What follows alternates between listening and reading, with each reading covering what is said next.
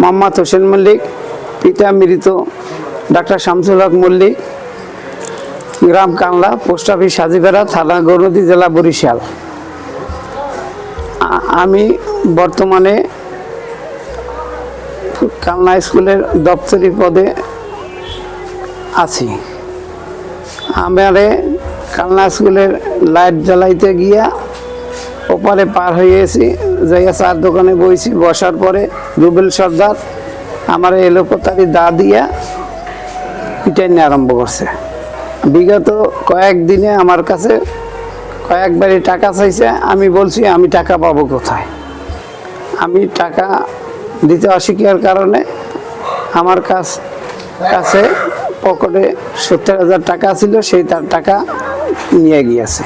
ও টাকা মানে বারবার কইতেছে যে আমি আমার টাকা দেওয়া লাগবে, আমার টাকা দেওয়া লাগবে। এটা কিসের জন্য চাই?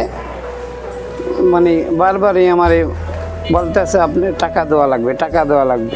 রুবেল সর্দার পকেটে হাত দিয়ে আমারে এলোপাতারি পিটানের পরেই পকেটে হাত দিয়ে টাকাটা নিয়ে গেছে।